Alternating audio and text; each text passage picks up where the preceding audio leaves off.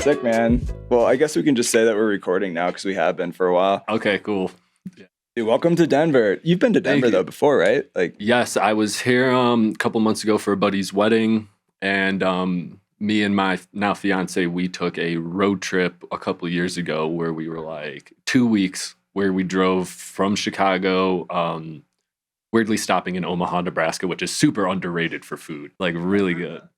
And then came to Denver, did some stuff here. It was our first time. Went to Breckenridge for a couple days, shot down to Utah and Zion, which was gorgeous, and then up to Park City for a couple days, and then drove back. sick. Yeah. Yeah, man. Welcome back. You had your first Red Rocks. Was that yesterday? Yeah. Yeah, first Red Rocks. That's a vibe. I live right next door. Oh, nice. Love that place. Dude, I just love mountains. First off, like Illinois is so flat. It's super flat, dude. I lived in Indianapolis for a while and grew up in Ohio, so I know flat land. That's boring. Sometimes the clouds will look like mountains a little bit. I'm like, oh, nice. Yeah. The best scenery is the clouds. That's when you know. Yeah. Yeah. But Red Rocks is incredible. Like in person, photos and videos don't do it justice for how big and massive it is. I've heard, and I don't know because I haven't actually played there like on a band setup, but I heard that like the way it's designed, you get a ton of reverberation if you're playing like live drums and live instruments monitoring on stage, other than just a classic DJ setup. Because of the rock formation, it creates like this echo chamber type of thing. That makes sense. So front of house hates their job when live bands come through.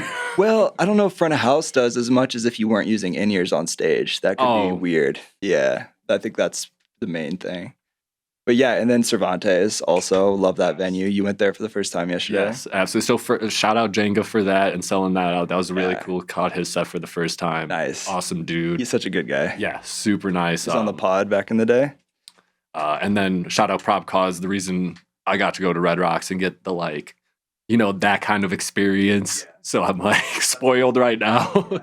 But dude, I've been loving seeing Prob like and what he's been doing with the DJ stuff. Super cool. I mean, he's done a lot of rap vocals for a lot of artists, and now he's like primarily focusing more on his DJ stuff and producing, which is really cool. I've been lucky enough to like join him on a bunch of the stops and like be a part of that. And then also Wooly, man, that production there and his set, crazy. Yeah. He's a great live set. He's a good time. Yeah. Should have him on the podcast, actually.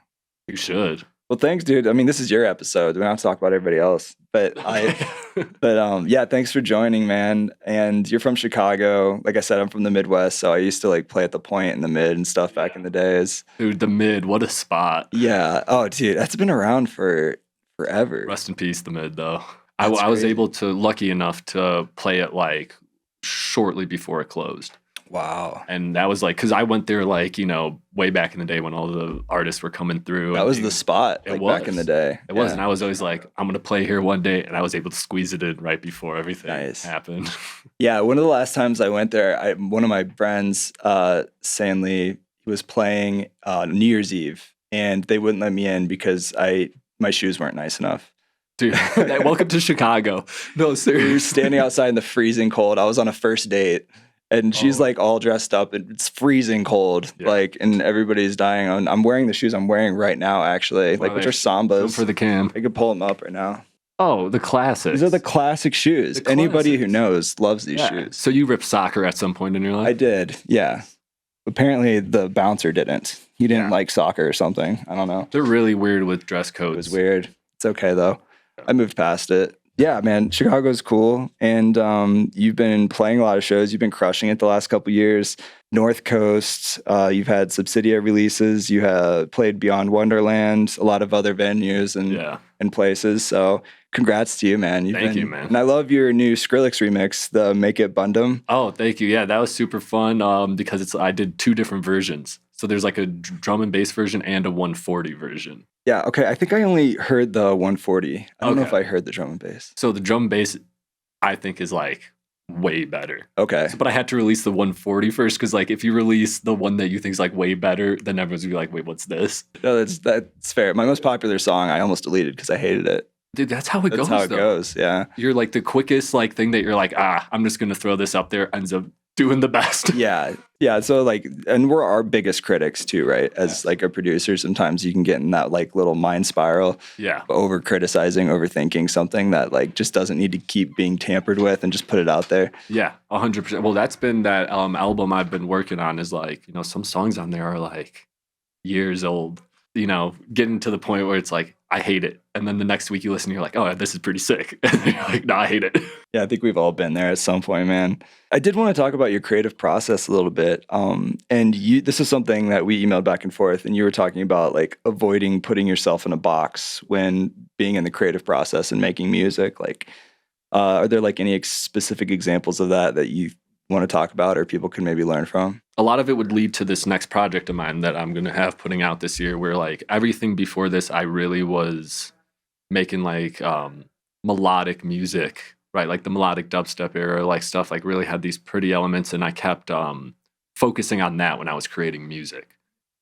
But this approach for this album was have fun. Focus on a genre. Don't focus on anything. Just like come down, make a cool patch, find a cool sound somehow, and just see where it goes. Preach, dude. Because like, and you know what? I've had so much fun with this project because of it. When you first started making music, right? When there were no rules, when you didn't know anything, and you were just like, I'm going to put this random effect on this thing and see what happens. Like when you're learning, and it reopened that to me, which was so much needed, because like, everyone feels, I feel like, stagnant at some points. But yeah, it really brought the fun and like the new like it's new again, I've talked about that on the podcast quite a bit too, is like sometimes ignorance is bliss when you're working in a creative field, especially when it comes to producing. You're just like throwing stuff at the wall to see what sticks. Absolutely. And like, yeah, it's easy to get caught in that option overload, especially in a DAW like Ableton, right? Yeah. Absolutely. Because there's so many options, and then you just kind of get lost in that sauce. 100%, man. Yeah, like, and just music in general, like there's so many ways to take it, and like it's so easy to jump on the trend too, I feel like that also kind of can, I mean, it's cool for creativity in one sense, right? Like you're expanding, trying new genres, like opening yourself up and like learning the different parts that you could of a new genre or whatever that you can incorporate into your sound. Yeah. Sorry, I'm super late night last night. I completely lost my train of thought. No, you're so good. I actually really like where you're going with that, because you also have your label when did you start that? It was maybe like 2-3 years ago. X Medias? Yes. Yeah, that's the name. Shout out. As a label, and this is something I've heard from people, is like a lot of labels, collectives, whatever you want to call it, usually have kind of a sound. Right? Yes. And so you were talking about trying to break away a little bit from being too concerned of producing a very specific sound and doing more of open, free. Yeah. Like, where is the line between like, okay, I'm going to make a certain style of genre specifically because that's going to open the door for me. And this isn't just for you, but for other people, like to be able to work with a label or collective or get picked up or whatever you want to do, versus I'm just going to make whatever I feel in the moment and then slap my name on it. Like, like where's that balance in your mind? Well, first off, I'm going to quickly tie back to X Medias. Like when we did it, our main thing was good music is good music. We weren't like, we want only this style of music, because I love all styles of music, right? Yeah. And I'm sure most people who listen to music, they're not just listening to one genre all the time, right? That'd be sad. It'd be so sad. It'd be really sad. And also, like, as you as a producer, I'm sure you listen to house sometimes. You look good, drum and bass, but like it's all over the place. And it's like we have these tastes of all this great music. So like, true. And a lot of labels are very focused on a specific genre. So that's where we were like, let's open it up and just let it be, because like, and it was also like a platform I wanted to make for people who were just starting out, that didn't have the resources or connections or ties that like I took so long to build up myself. Like I really wanted to like give it back in a way like, hey, I remember the first time I signed a contract for a song. It's like, holy, like this is happening. Yeah, like it's such a crazy moment. So I just wanted to be able to like give that back, and also like, help kids like, hey, here's how you can promote tracks. Like we'll hook you up with the people that you need to, and like give them all the connections. And since then, like 1 year we had like I think 11 or 12 of our artists playing North Coast the same year. That's sick. And I was like, this is crazy. It's one of my favorite festivals, man. It's a cool one. It's super fun. It's a cool one for sure. But yeah, going back into the like, what was it? The line between like curating a specific sound in like all genres, kind of. I feel like as you grow as a musician, your sound kind of just gets dialed in for you. You'll have nuances in your music that someone else won't have. Yeah. So you could like, oh, I want to be on this label, so I'm making this specific thing. But I kind of view it as like, you look at all like the really big artists that like everyone loves, the headliners, all that stuff. They just have their own sound in a way where they can produce a different genre that they release, but you're still like, that's that person. Yeah. Right. So like you can make let's say you primarily make dubstep, but then you like come out with a house track. Like a lot of times you'll still be able to be like, that's that person, because it's their style. It's their using the same presets or patch changes. Exactly. Whatever, yeah. Like, and that's what I think people should focus on more than just like a specific genre is your sound, you coming out in music. Yeah. Which was something I heard it went off the lines of like releasing your own music or like any art you make is super hard because you always think you can do better because you compare yourself to other people, right? Yeah. But the part that's in that art makes it the art in a way. I'm butchering the hell out of that right now. No, you're fine. I totally follow you. Yeah, I mean, like, comparison's the thief of joy. We've all heard that. Yeah. And, you know, the originality is what's going to make you stand out. When I hear an artist, I feel like sometimes I can tell if they're trying to make a track for somebody else. Absolutely. And the thing is, like, you can't make it for anyone else but yourself for multitude of reasons. Do you want to be the rest of your life playing a song that you absolutely hate? Right. That, like, might take off, and now you're known as that song? That's like Bauer. Like, I don't think he plays the Harlem Shake ever. I was just gonna say Harlem. As soon as you said Bauer, I was like, Harlem Shake is good. Yeah, I think he maybe played that like the year he released it, and I've seen him like 4 or 5 times after, never heard it again. No. Also, he like completely like I feel like different style, like change, like yeah, for sure. And I think like I don't know, I would be bored as an artist if I was on that level touring and playing like those big headliner shows. Like I would be so bored. Yeah. If I wasn't like changing my style or trying new things. Absolutely. And the thing is you can still plug in those tracks that got you to that point, right? Because at the end of the day, like you are nothing without your fans and people seeing your music. So if they want to hear that one song, like I'm going to play it for them because, you know. Or maybe remix that song. Yeah, VIP. Yeah, people love VIPs and IDs and all the things. Yeah. Yeah, where were we going with that before that? You're talking about your label. Anything else you wanted to talk about your label, like that process or even advice for other people? If you're thinking of starting a label, do it. I mean, at the end of the day, labels are just like extra promotion, right? Some connection, some exposure. It's so easy to be independent now.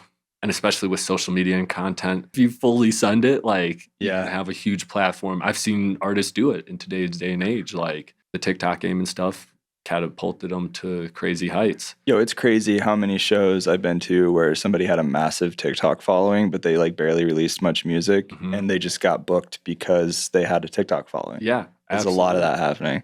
100%. Yeah. But I will warn anyone who starts a label, it's a lot of work. Yeah, I was going to say, like, you must be tired. Like, well, it was actually when it first started, like that 2 years, my own music actually like got hurt by it. Like I didn't have the time and devotion to put into my own stuff, which is also why like lately, I think maybe the past couple months, like we haven't really released anything on the label. It's like, I just needed to take time to finish my music. Yeah.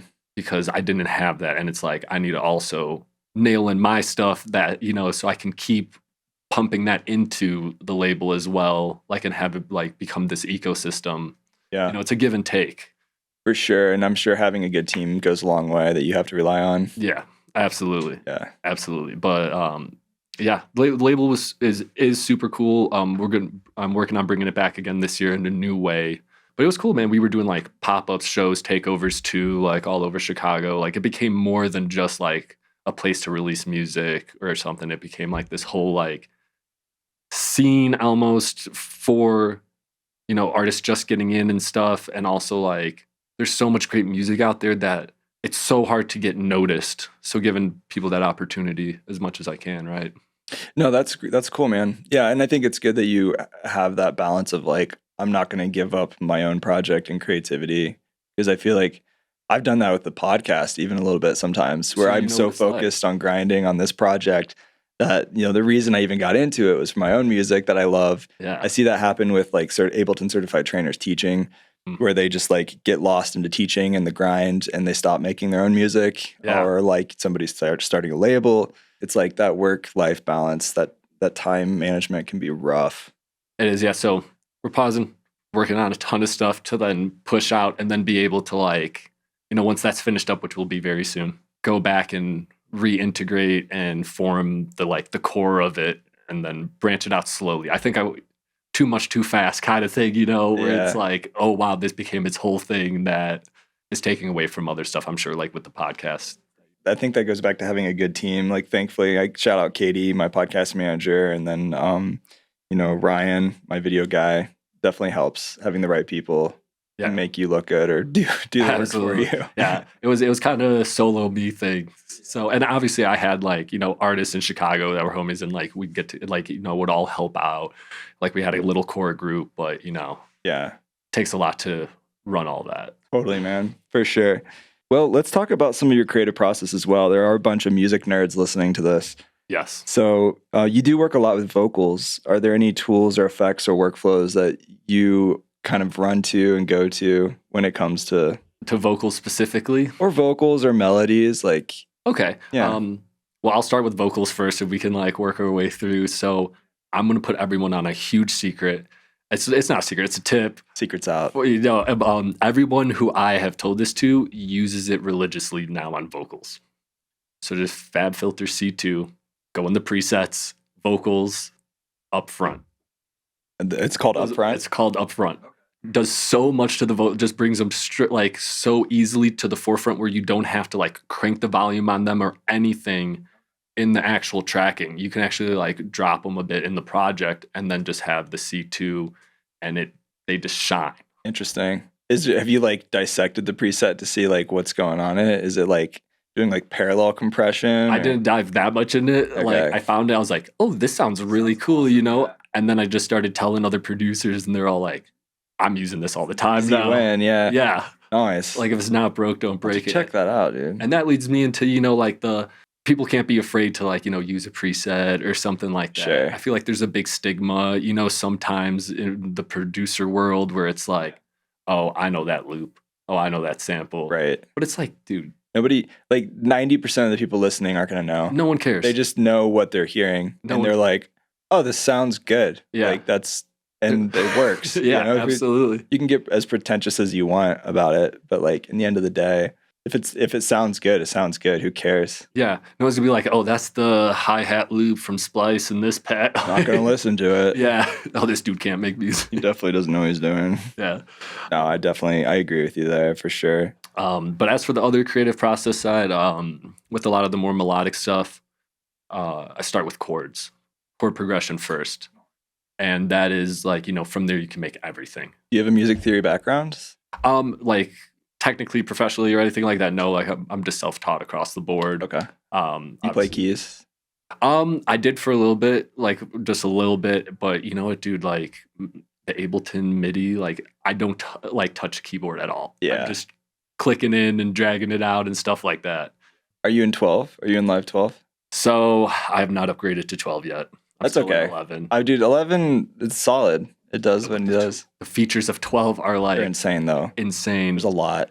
There's a lot in there. The sorry, I didn't mean to cut you off. No, please go. I was just gonna say there's a Max for Live device, because now there's Max for Live devices inside the MIDI clip itself. And so this guy, M2TM Chords, I've shouted this out, I feel like too many times, but you can like I've just been lazy and I go to ChatGPT and I'm like, write me a chord structure in this BPM of this style or whatever. Yeah. And then you just copy and paste the chord notes into the MIDI clip and it just boom creates it for you. It builds it for you, right? Yeah, it just does it right there. And so then you can easily like edit the notes and stuff afterwards. And then 12.2 is coming out with expressive chords, which is a new Max for Live pack. It's a pack. You download it as a pack. Okay. It's free. Shout out Max for Live having such sick Yo, free so much stuff. dude. I'm not a developer. I have no interest in like going in and like coding a bunch of stuff. But for all the nerds out there who want to make cool Max for Live stuff, like I'm happy to support you by playing with it. By using it. I'll use it.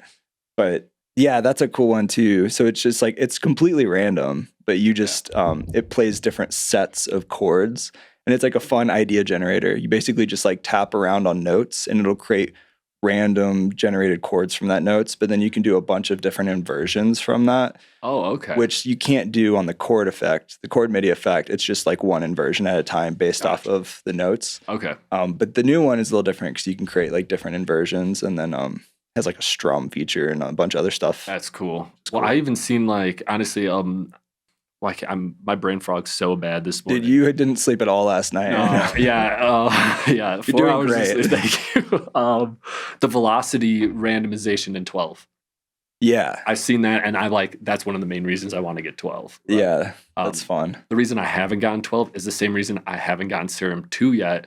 Is I need to finish this album, and if I get 12 in Serum 2, I'm not touching anything but that for like a month. Well, I think a lot of people know listening, but like, you know, if you upgrade from 12 or from 11 to 12, that there is a good chance that some plugins you'll have to re-download. Yeah. And might be missing. So I think it's probably a good move. I've had that just jumping from like 11.1 to like 11.4. Yeah, VST2s are just not gonna they're gonna do it. They're kicking my ass sometimes with that. Yeah. So yeah, that's the reason I haven't. But I like as soon as this project's done, I'm gonna get in, just like spend all the time on that. Yeah, man. So this new album, well, let's finish up talking about like vocal stuff. You said the Pro C 2. What's it called? The preset you loved? So it's in the preset drop down, you go to vocals and then up front. Up front. Okay. I'll have to play with that. Phenomenal. When it comes to vocals in general, there's in Chicago, there's an amazing audio engineer, Jason Schmidt from Rax Tracks, and familiar. A super nice guy. Like he's been with me for a lot of projects. Where I did my EP before this that I dropped was like years old before it came out because running the label and stuff pushed that back. But we recorded live piano, live vocals. It's a male and female vocalist, him and Noelle. Noelle's on a lot of my tracks. Okay, yeah, I've heard her. She has a good voice. She had a great voice. Yeah. And they like duet on each song and stuff. So we did all the recordings live. And he's just a wizard when it comes to vocals. Like vocals are the bane of my existence. If I'm getting like raw vocals, it's a lot of work, dude. It's hard. It's a lot of work to get a really good vocal to pop. Like, yeah. And he's got all the Stacking analog gear too.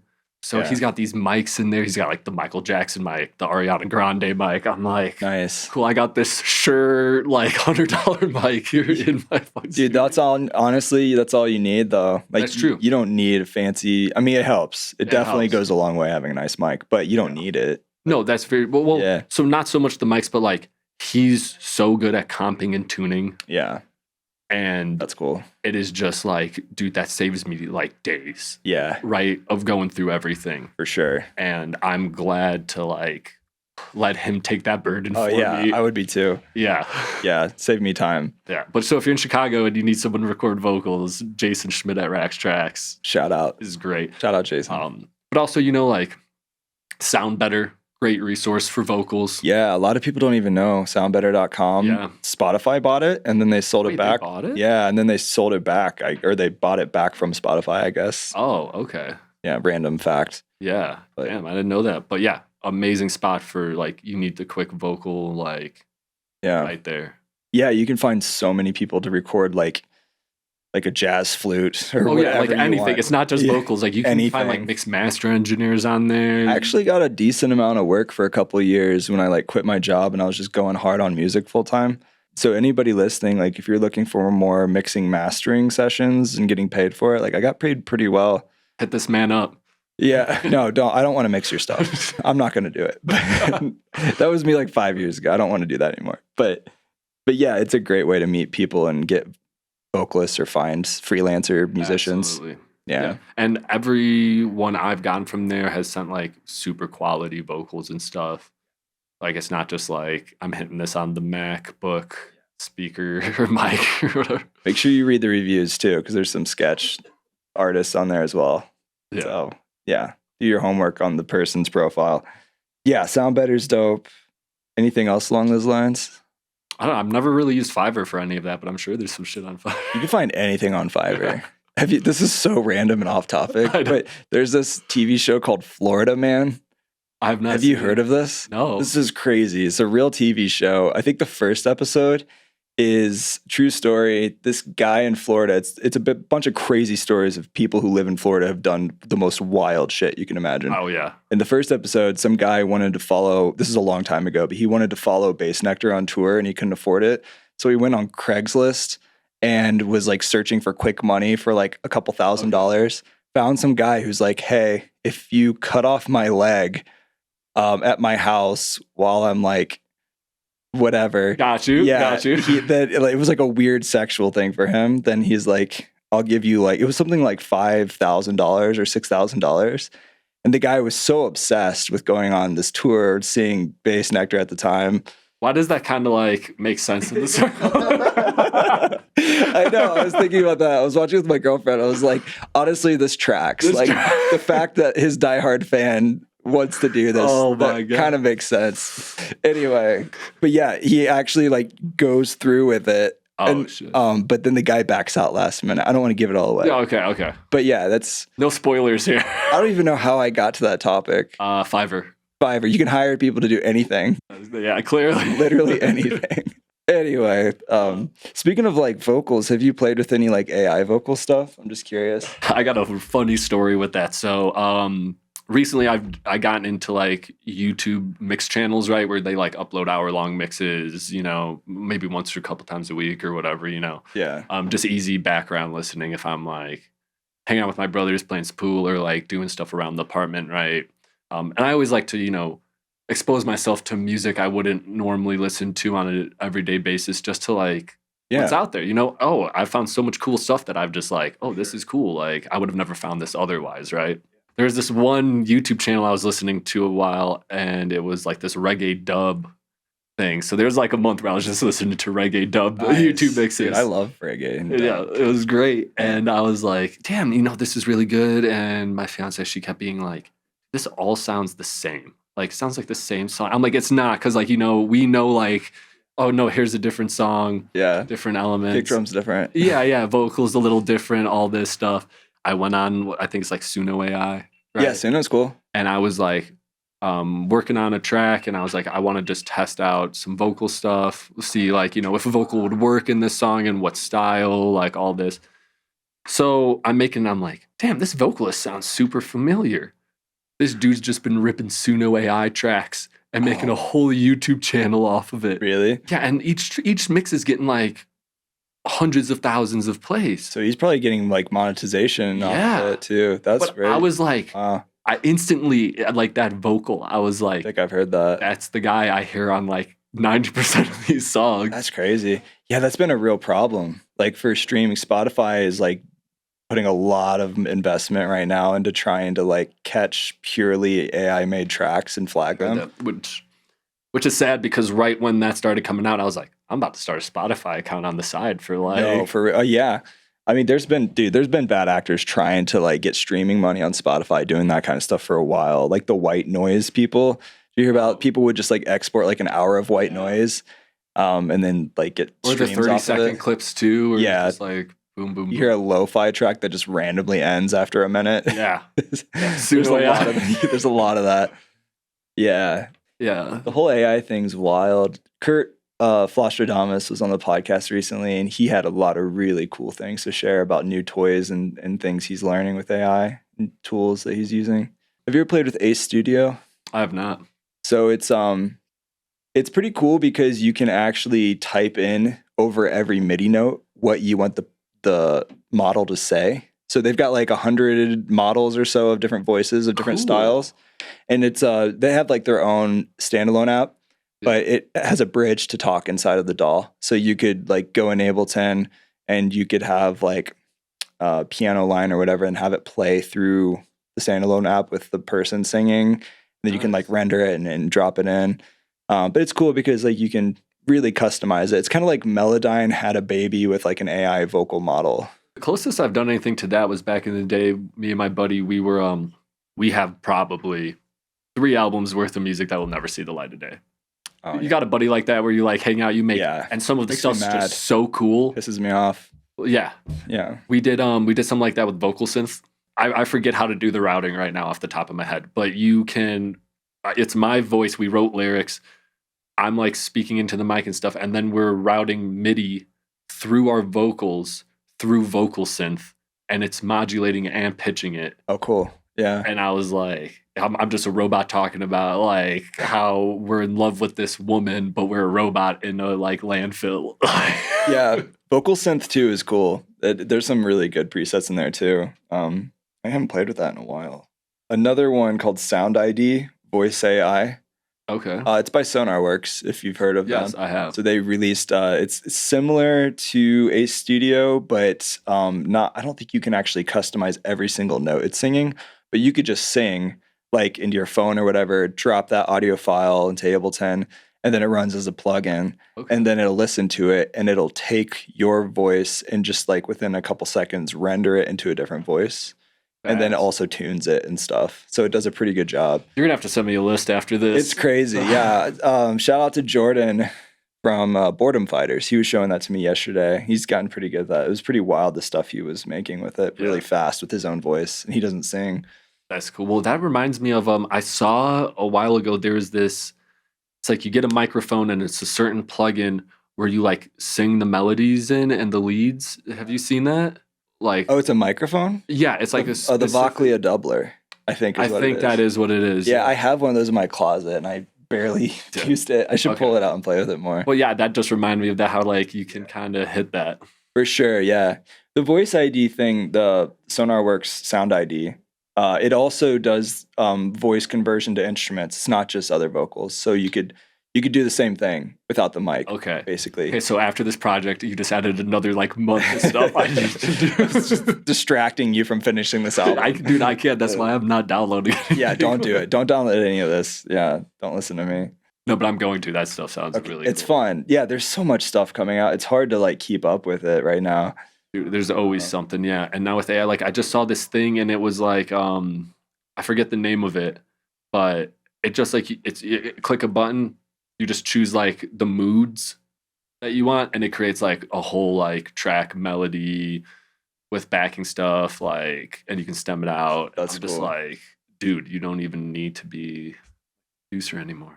Well, yeah, I have mixed feelings on that too. I was listening to a workshop by Yuta Benatar. He goes by Sidebrain. He's like one of the smartest Ableton people I know, an OG certified trainer. But he was doing a workshop recently on Live 12.2 and was talking about AI randomly. He was saying that like he thinks that we're going to start to see weirder music being produced by people because AI is going to become so polished and perfect that I think we're going to, at some point, there's going to be, I think, a group of people that want to go in the opposite direction. Yeah. Where it's like, let's make stuff that's like not Aphex a Twin perfect style shit. Yeah, like that back. It might actually, I think, make people more creative in a way because I think everything's going to start to sound the same. Yeah. Because it's like, oh, you want me just to write like a Grammy-winning hit perfect pop song? I can do that in like a minute. Like, boom, here it is. Yeah. You know, for people who really know what they're doing, how to use AI.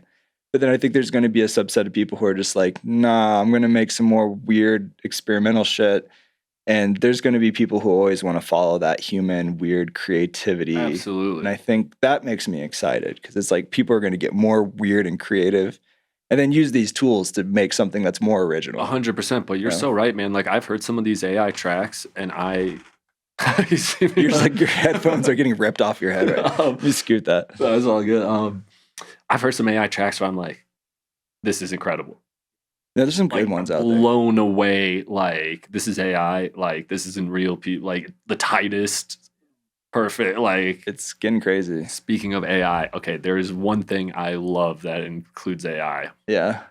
and I finally got it. I finally got it after so long. Ozone 11. Okay. Dude, yeah. the AI part of that is actually like the first time I used it and like dragged it, like put it on the end of my master chain, right, and let it do its thing. I was like, wow. Yeah. What's it called? It's like the mastering assistant or whatever. Dude, this brain frog is kicking my ass. No, dude, it's cool, man. This is why, ladies and gentlemen, you need to sleep. It's good for you. Yeah. I have it. I just really haven't dove into it that deep. I'll tell you though, like honestly, Oh, the clarity thing is cool. That's like a module. Yeah, and they have a good like vocal thing on it too. But like, you know, if you get your mix solid, and another plugin that like really changed the game for me was like K-Clips. Also, like, Yeah, K-Clip makes some good stuff. it's crazy good. So I'll throw that like before Ozone. Okay, you clip before going into it. Yeah, It has a stem focus. it's okay. So you see on this photo how like up on the top bar there's like the like Final Cut icon. No, like in the image, yeah, like up more, a little more.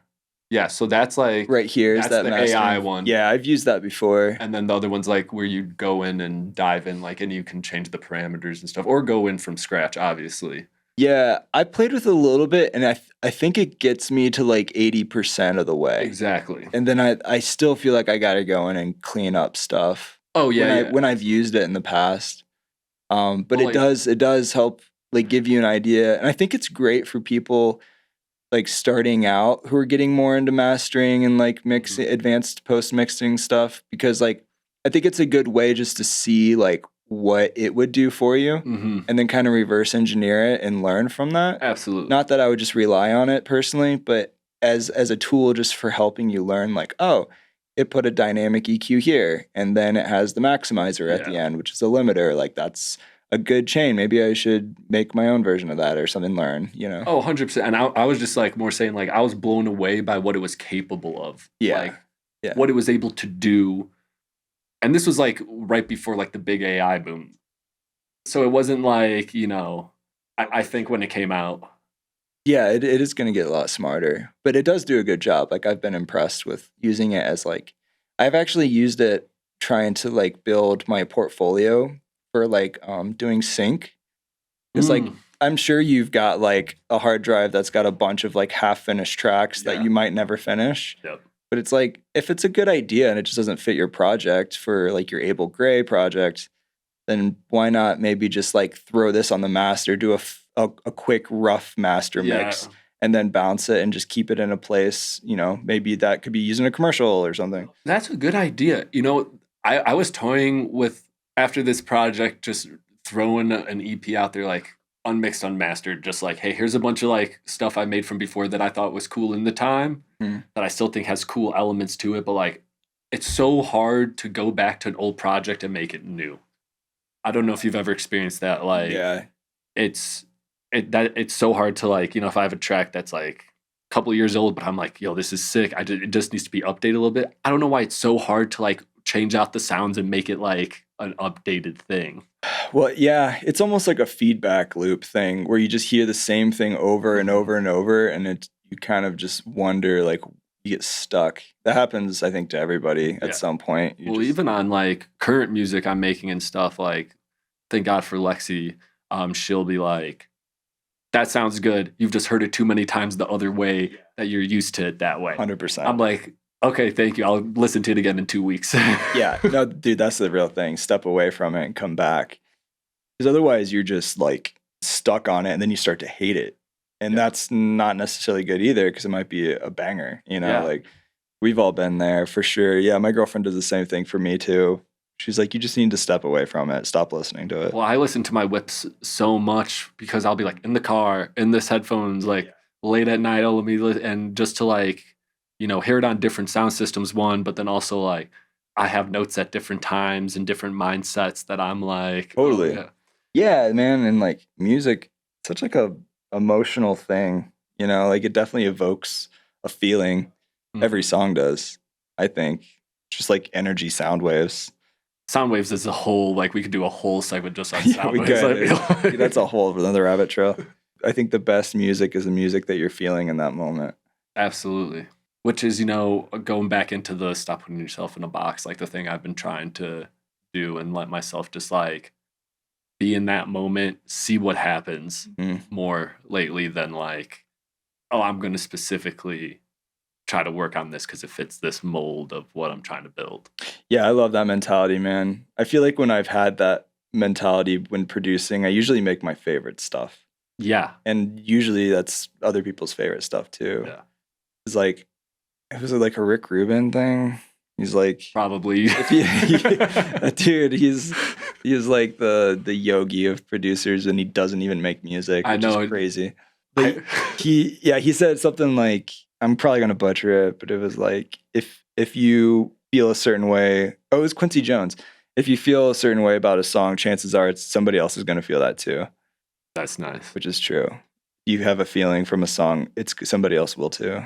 By you saying Rick Rubin, I saw it recently. I think it was like Pharrell and he was with Snoop or something, and they were working on a song, and they showed it to him, and they're like, it's missing something, and he's sitting there, and he just goes, "Oh, you'll figure it out," and leaves. And they just like, "Yeah, we knew it, and then we figured it out."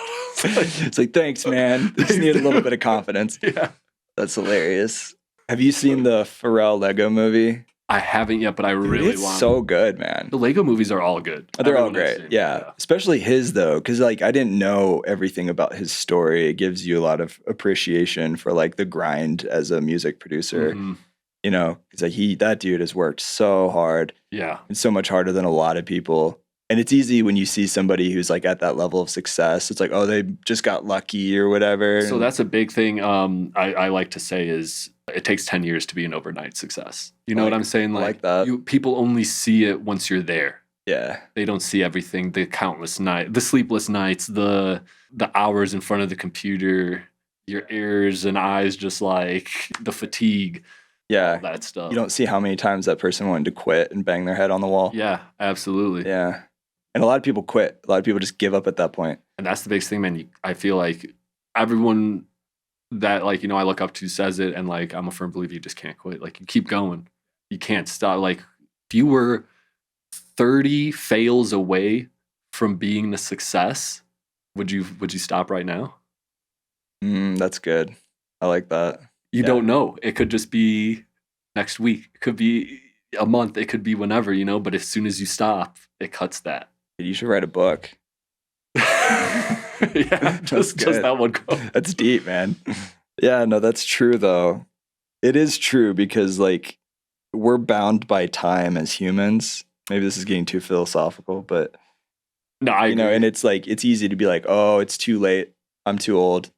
Whatever else. No. You know, was it Barry Manilow who was like had his first hit when he was like 40? I might be butchering that. Well, how many people you see, like even actors and stuff, it's like Harrison Ford didn't do this movie till he was like late 30s or something. Right. Like, it's never too late. I agree.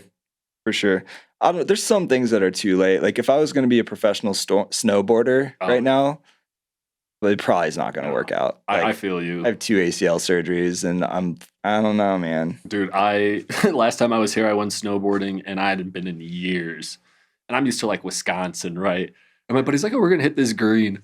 I wiped out like 5 times ago, and I haven't snowboarded in like years. Yeah, welcome to Colorado. I was just eating it all the way down. Dude, me too, man. Me too. I went to Copper Mountain the first time I ever boarded out here, and it was rough. I was like, Blue Diamond, shit's easy. Yeah, dude, I rip that shit all the time. Man, it was a double blue, and it wrecked me, dude. First time ever out here. It was fun, though. Makes you stronger. Absolutely. We talked a little bit about your creative process. You do a lot of collabs, it seems like, with other producers. Any like helpful tips or things that you have found useful when it comes to collaborating, like in the studio or remotely? Yeah, obviously I like, if I can in person, I like to in person just because, and it's a weird dynamic, right? Every time I've done it in person, you have to break past the like comfortability with like someone else taking the lead for a second and letting them do their thing. And then you like, because there's so many times I've worked with people and like someone starts to do something like, wait, I got an idea for that. So like getting that balance down is super key. But in person is, I think, always the best. But when I've collabed with other people, I love collaborating because I like to use it as, back up for a second. I like to use it as a way to like tap into a new side of sound or something that I normally don't. Yeah. Like I really enjoy working in a realm that someone else is used to. Like I just love experimenting that way. So like recently, for example, I did a remix for Maddie O'Neill on her album. She's great. So it's awesome. And my thing going into that song, it wasn't a collaboration, but was let me make something that Maddie would want to play it like it fit her style a little bit, but it like still had my elements in there. And she's been like closing all of her sets with the track. That's sick. I'm like, I got to see it at Salt Shed in Chicago when she did it open for LSZ. Oh, cool. And she's like, oh, I'm going to close with your song. I was like, oh, that's awesome. And I like, of course, the second I go to the bathroom, I like come out and the song is playing. I'm like, oh no, I'm like reaching for my phone, trying to sprint through. Yeah. But yeah, I just love putting myself into a different like sonic sphere, I guess, and having fun in that style. Yeah. Because I love like making all types of music. I love just diving into it and the experimenting, which I keep saying, but like, yeah, it's so much fun to tap into someone else's like sound design or something, right? Like, I love if I'm like collaborating with someone and they send me like flatten and freeze tracks, you know, because then I get to manipulate the actual audio that they sent me, which I just, yeah. You like to work in audio a lot? Oh, collaborating, yes. Okay. I love when it comes to collaboration, like getting the stems. Yeah, flatten and freeze that, or freeze and flatten that, and then like let me mess with the waveform. Yeah. Just visually. But most of my stuff will be MIDI and stuff like that. But then there are some that I like freeze out and keep like a folder of one shots or something that I can just like drag and drop where is needed. But, yeah. Yeah. Yeah, going back to what you were saying, like I love collaborating because I feel like I'm just learning new stuff. Even if the song doesn't get dropped, it's always kind of fun, like having that little moment in history. And I always feel like I pick up things from other people that I could apply next time. I learned, like, I feel like something new every week with music and stuff. And yeah, excuse me, yeah, there's a way you might do something that I do a completely different way. Right. Like, weird example, but we both know Orville. Yeah, dude, I love him. He just texted me like yesterday. Oh, really? Dude, I love him. Nicest guy. Yeah, he's like, the homie. Me and him a couple of years ago taught Ableton classes together. Oh, where cool. he was like the head instructor, and then I'd like no way help him out. Oh, world. And I know, right? And he taught, like, he would teach everyone in a super technical way using one of the like view modes for Ableton, and then I'd come in at the end and show them the other way to do it in like super layman's terms. Cool. So it's like he produces it this way most of the time. I produce it this way. Yeah. But then seeing how he does it, you know, is cool. But that's just like one example, right? It's also like, hey, let me see, like you might have a cool way for writing chords or making a patch. Yeah. That I've never even thought of. Yeah. And then I pick up like one little tip or trick, like even if it's like on Kofresi, he loves to use AutoPan instead of an LFO tool as an LFO tool. Yeah, I do the same. Oh, you do too? Yeah, okay. I love AutoPan. Yeah, AutoPan's great. Yeah. But yeah, I never thought of using it that way. And he was like, yo, check this out. I was like, wait, what? Yeah. Yeah, you can do cool stuff with that. I mean, it'd be nice if like AutoPan had a sidechain filter or a sidechain in it. That would be super nice. Actually. Yeah. Because they just added a sidechain filter and sidechaining options to a bunch of new devices in 12.2 that's coming out. Yeah. Which is really sick. I'll get it eventually, I promise. Yeah, no, I'm sorry. I'm just like slowly like. Yeah, you're just like, damn, you don't got 12. You don't got Yeezy on your Serato. Nah, dude, you don't need it, man. You know, I mean, honestly, I could still be working in 10 and probably be happy and make stuff happen if you needed to. You know? Like, I was using him for a long time while 11 was out. And then I like finally got 11. And then they were like, oh, and now here's 12. I'm like, bro. It's just like nice, extra shiny toys. Yeah. You know? Yeah, let's talk about your live performance setup. I know we're getting close on time. What time do you play your pop-up today? I know it starts at 3, but I don't like, think I'm on till like 5 or something. Oh, okay. I was thinking you played at 3 because I was like, no. you probably should leave now. Okay, sick. Okay, yeah, we'll quickly fly through this. Yeah, live performance stuff. Yeah, so maybe talk through a little about what your setup looks like. I'm curious. So obviously, love to DJ and just rip the USB. Obviously, sometimes it's fun. Right. It's nice and convenient. Yeah. Live setup. If I go full live performance mode, I will have Ableton on my laptop going through a push. Okay. And then I'll have Roland SPD. Nice. A little drum pad on the side. My baby for a long time. Dude, I love that thing. I've beaten the hell out of it. Is it the old school SPD or the new SPD? Because the newest one's like the SPD Pro X. Okay, it's not that one. Whatever. It's definitely not that one. Okay, yeah. But yeah, so what I do is I'll run backing tracks on CDJs. Okay. So I'll explain how this like all ties in. So Yeah. I run backing tracks of my songs on CDJs channel 2 and 3 through the mixer. And then Ableton, the push through my laptop goes into channel 1, aux to RCA. Okay. And then the SPD goes, double quarter inch into RCA on channel 4. Oh, nice. So I get control of those through the mixer. Nice. So you're using all 4 channels. Yes, but so CDJs are running backing tracks, and what I mean by that is like obviously drum pad is using some drums, so I'll take that out of those tracks. Just mute the tracks that are on the decks that play. Oh, no, so like I'll re-export my songs without that like element in it. Right, so you could play it live. Oh yeah, my bad, yeah. And then same goes. So now this is where I the push gets a little interesting. Is I use it like a launch pad. Okay. And obviously, I'll use a launch pad sometimes too if I don't have the space to travel with a full push in my carry-on. Yeah, it's a lot smaller. Yeah, I can do even a mini if I need to. I used to always just throw a mini in my bag. So what I do on Ableton is I am resampling my music. So how like live resampling? Yeah, but like so how I said I have backing tracks. So like maybe on this song, I'm going to play the chords live, but I'm playing it like I'm resampling it in a way where it's like each chord has now been exported as its own WAV file, which is now its own clip in Ableton.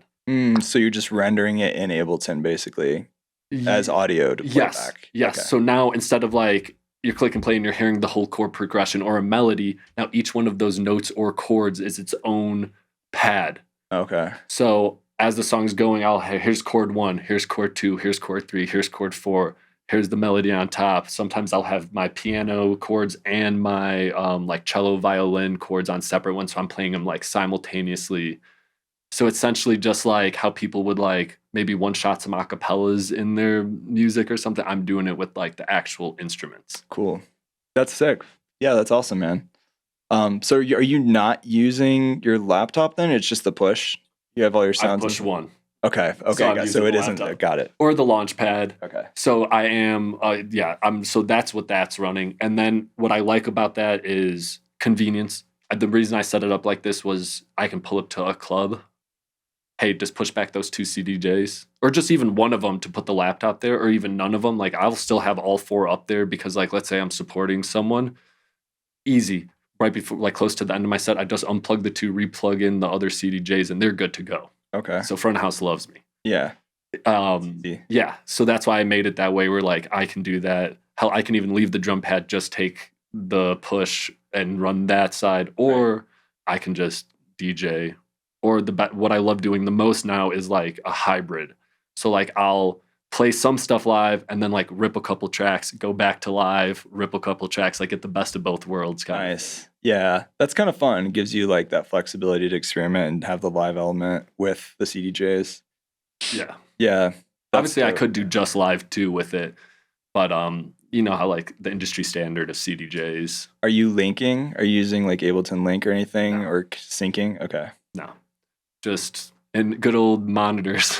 Yeah. Yeah. A lot of practice, a lot of rehearsal. For sure. But are you a drummer then? I'm in middle school. I did like snare drum. Okay. But that was like the extent of it. Cool. But you know, drumming is fun. Obviously, you know, I'm not like close to professional drummer or anything, but with an SPD with like 9 pads, like here's a kick, here's a snare, here's some cool fill stuff. And you can also with the SPD, you can put anything on the SPD. It doesn't have to be a drum sample. It can be a vocal shot, whatever. So like sometimes I can export a couple fills as like one wave and I can just trigger a fill. That's cool. Yeah. Yeah, I have a kind of a similar setup minus the decks. Because I use a push and an APC 40 and my drum pad. I use the Alesis Multi-Strike Nice. Pro. I was between that and the SPD. How do you like it? I love it. I think the pads feel more durable to me. Well, because my SPD is definitely like shredding. I beat mine to hell for It's many years. It sheds. Yeah. It like sheds like You get the little rubber like coming off. horribly. Yeah, I've been there, dude. Yeah. And it wasn't as sensitive after a while. I mean, it's a good pad though. Yeah. I hated the wavetable manager for that thing because in order to import sounds into it, which is what I was doing, it was such a pain in the ass. Dude, it is a pain to get the bank set up. So it's like archaic Windows XP. Yeah. They haven't updated it, which is crazy to me. No, there's also like some third-party ones I've used that okay. are easier. But yeah, it's essentially the same thing. But yeah, on that front, what I would do is like each bank would be its own, like a different track that I'd play live. So I would just quickly switch to the next track. So like the drums would make sense across the board. Got it. Yeah, I just use a drum rack now and I just run MIDI from the pad. I'm not actually triggering pads off of there. That's a super smart idea. But if you have a heavy Ableton project and set, triggering a bunch of that live sometimes can add up. Yeah. CPU, but Absolutely. haven't had too many issues with that. Yeah, man. As far as your live setup, any like funny, entertaining stories performing, tragic stories, heartfelt, fun, anything wild on stage you've experienced? Well, I don't know if it was wild. I always think there's this one time me and Jason Leach were playing Atlanta together, and we hadn't seen each other in a while, and we drank like way too much tequila before the show. And I remember Lexi was there. I'm rolling up onto stage, and it was the only time in my career I looked at her and I was like, I might be a little too fucked up to play this live set right now. Was it a pretty big crowd? Like, was it? No, it was so like above us. So like we were in Believe Music Hall, but we were in the bottom, and above us was like Buku and GRiZ. Okay. So I mean, we had a solid crowd. Yeah. But it wasn't like upstairs. That's fun. Did it work out though? Like, yeah, it worked out. Like okay. I came up, she's like, "You did a good job." That's I was great. Like, there you okay, go. cool. Yeah. Thank you. Yeah, that's hilarious. Yeah, I've definitely had some of those moments in my life. I was like, I might have maybe should have skipped that last shot. Yeah, right. You always know too late. Exactly. So I've been doing this thing. I trained like an AI Ableton chatbot. His name's Abe. Nice. On all the podcast episodes and all my favorite Max for Live devices and plugins, bunch of other stuff. If you That's crazy you've done this. I have a lot of people recently being like, why don't I just use ChatGPT? And I'm like, go for it. You totally can. And actually sometimes they'll give you the same answer. But this is live specific. But this is trained more tailored to my personal taste and all the episodes that OpenAI doesn't know. So you will get different answers. But if you had to ask it a question about Ableton or just music production. Why Abe and not Able? Abe's easier. It's faster. That's it's one syllable. Yeah, that's facts. You know, I don't have time for 2 syllables. It's too much. Damn, I'm about to change my name to Abe. Maybe you should. Abe Gray. Yeah. You guys might get along. You had to ask him a question. What would you ask him? And like we've had people ask him like, what's the meaning of life? And that never works out. Yeah. Oh, man. Copycat asked him for dating advice and it wasn't very good. Man, what's the best vocal chain? Or is that like too... Yeah, because the best is subjective. Oh, okay. So that could be tough. But you could ask him, like, how would I build a very specific vocal chain? Okay. Like, so I'd have to think of the specific. Yeah, like what exact kind of vocal chain would you want to build? Oh, well, let's say like a female melodic vocal chain. Just because we were talking about vocals before, I feel like, and my hatred of comping and tuning vocals and all that jazz. Yeah, for sure. For a female, here. Also, shout out Ableton stock stuff. For real. Yeah, let's say, how can I build a vocal chain using Ableton stock audio effects for a female vocalist in a pop genre? Is that good? Yeah, cool. Is that what you want? Absolutely. Okay. Let's see what Thank you for helping me get there. Let's see what Abe has to say. Hey, Abe, can you help me think of a question for yourself? Yeah. Okay. So this is what we got. Let's see. We'll summarize this because there's a lot. I was reading it as it was going, and it seemed pretty, or at least the main points. So EQ8. Here's some steps. Number 1, EQ8, shape the tonal balance. Use a high pass filter up to around 80 to 100 hertz. Boost around 2 to 4K. Cut harsh frequencies around 3 to 5K. That seems fairly accurate. Yeah, sometimes I'll find stuff in like the 1 to 2 range that will have a little harshness. I think a lot of it depends on the mic too in the room. Absolutely. So yeah. Mike, he probably should have said that too. Number 2, compressor, control dynamics, set a ratio of around 3 to 4 to 1, adjust the threshold. So engages louder, parks, fast attack, medium release. You can always follow up and ask them for very specific settings too. Saturator, I'm just gonna quickly, dude. Saturn is my go-to. Saturn's dope for multiband and also stuff. For preset wise, like just best of. Like there's one called Basic. It's like in the best of folder, and it's just basic saturator. Oh, really? Dude, I will literally throw that on so much stuff. Okay. Like it is so good. Dude, I'm just gonna say it again. I'm sorry, but in Live 12, Are you sponsored by Live? No, I should be though. I mean, you got the Ableton hat on. So. No, they gave that to me though. I'm very fortunate to have gotten to know a lot of people there. Very good. It's a good company. Super cool. A lot of nice people at Ableton. But yeah, the new saturator in 12 is sick because you have hard clip and soft clip, and then you have different preset modes. Like one's bass shaper, which is cool for bass. You can really drive bass really hard with that, and it preserves the low end pretty well. Really? Not for vocals. I mean, you could use it for vocals for sure. You definitely use it. I'm very excited for 12 when the time comes. Number 4, reverb or hybrid. Dude, hybrid reverb for the win though. I love that's not an 11, is it? No. I thought it was. Or maybe I've never messed with it. So reverb, I'll use the stock one a lot. Like they updated it too, which is a lot better now. Yeah, I bet everything's better in 12. Well, no, it's in 11 too. I think. 11. I think they redid. They redid. So the reverb to me looked the same, or was like practically the same. The thing that was different was I used to just throw delay and ping pong delay in 10. But now you have to go through echo to kind of get the same effect. Oh yeah, echo's sick. Echo is sick. Freaking obsessed with like echo. Reverb and echo go on a lot of tracks of mine for like cool like transition points and stuff. Yeah, recently had the guy that made Echo on the podcast, and he's like a real Christian Klein. Yeah, he made a lot of Ableton stock devices. He made the Echo. He had some fun stories about that. Saturator, delay, simple delay or echo, de-esser for sure. That's the one thing is like Ableton doesn't have a de-esser. It has it's basically a compressor, right? That's what a de-esser is. Well, it's titled there is a de-esser. It's a preset of the compressor. I'm pretty sure in 11 there's a de-esser.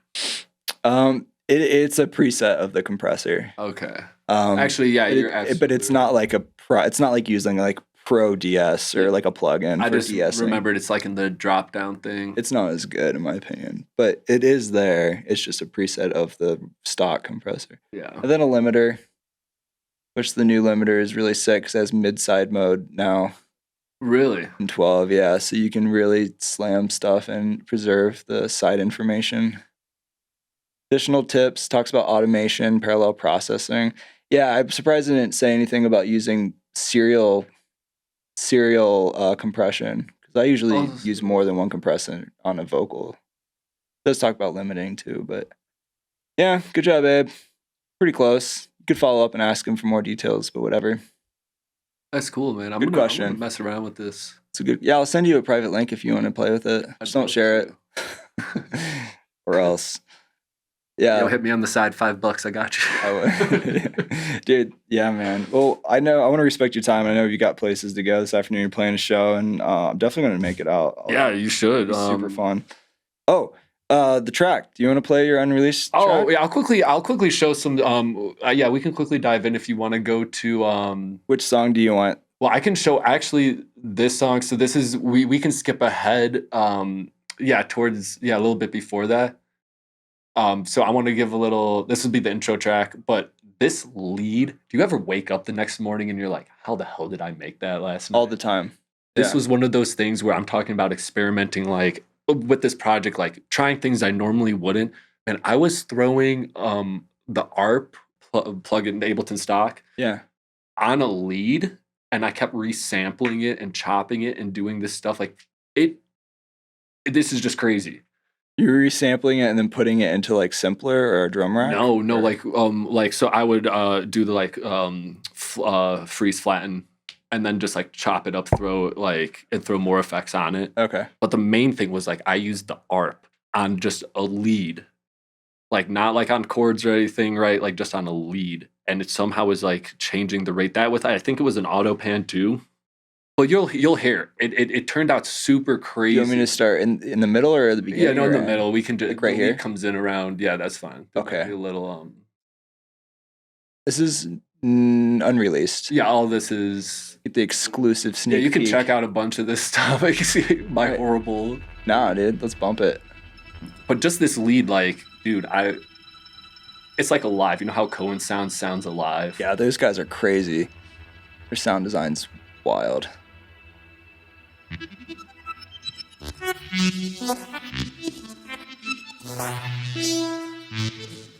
Here comes the drop.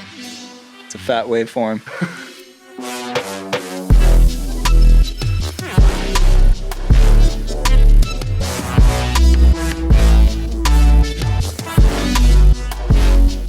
Unmixed, unmastered, but Nah, dude, it's a vibe. well, an intro track, you know, but Yeah, this is a hot work in progress. yeah, absolutely.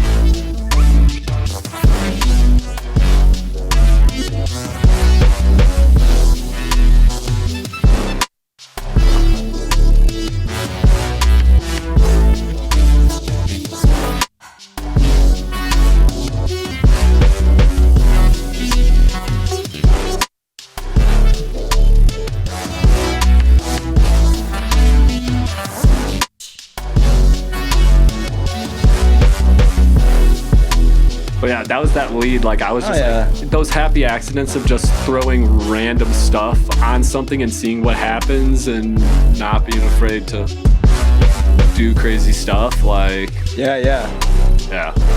That's sick. yeah.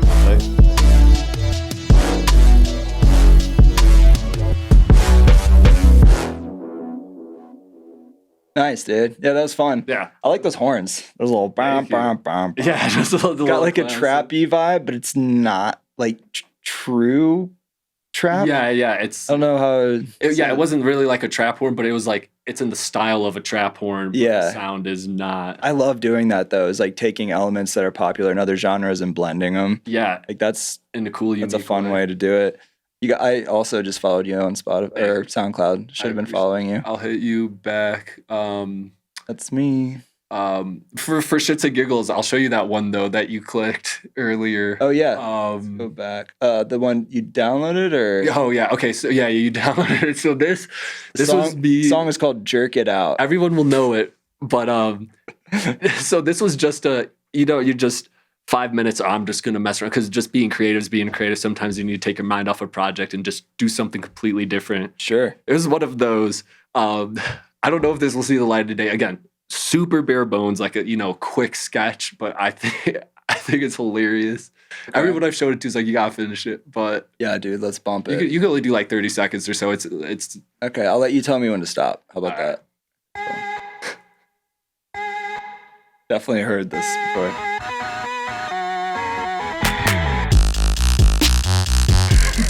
you know what I mean? It sounds like Serum. It is zero. Okay, yeah.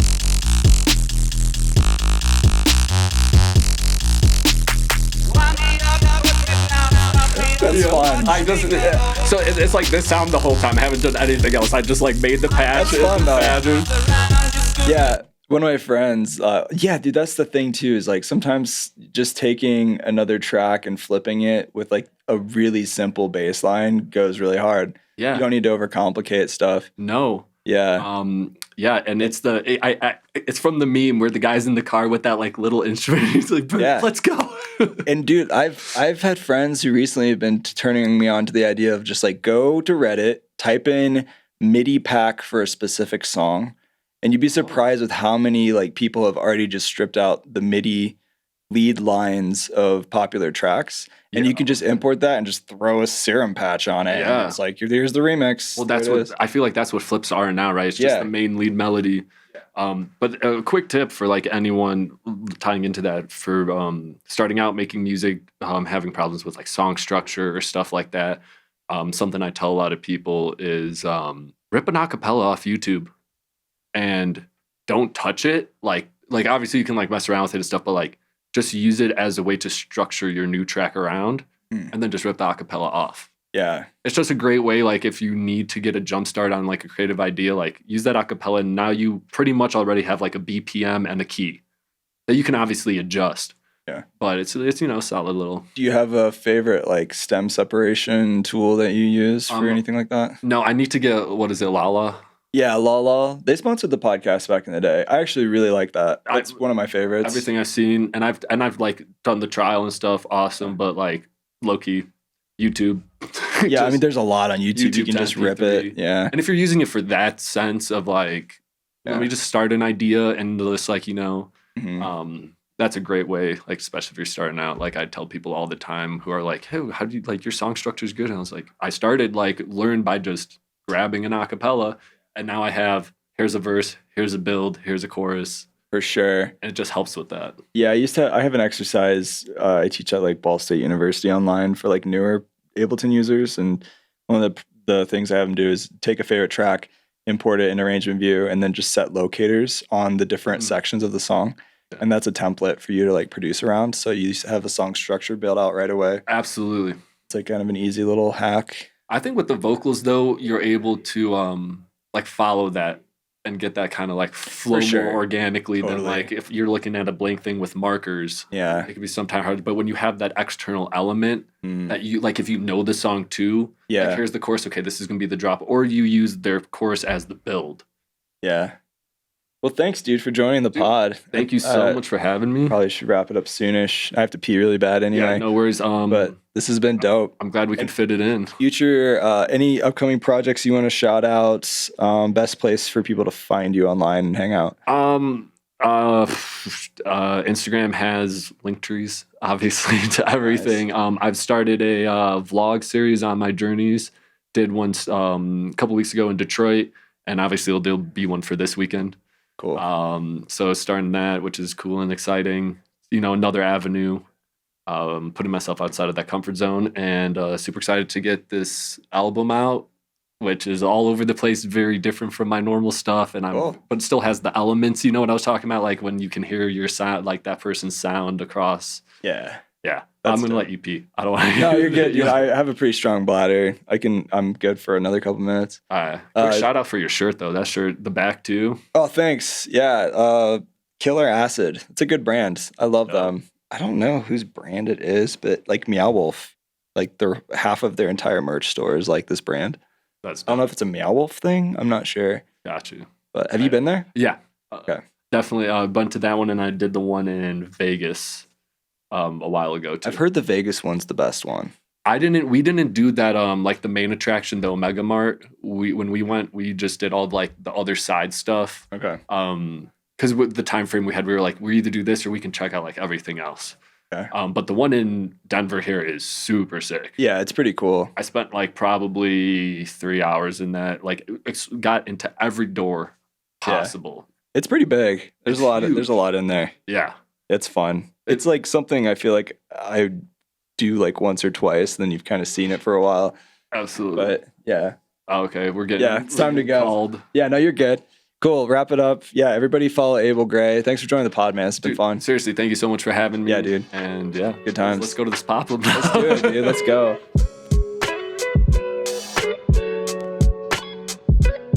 Hey, thanks for listening to the podcast. Do me a huge favor if you would and hit that follow or subscribe button wherever you're listening to the podcast. If you don't hate the podcast, please leave a 5-star review. It would help me out a ton.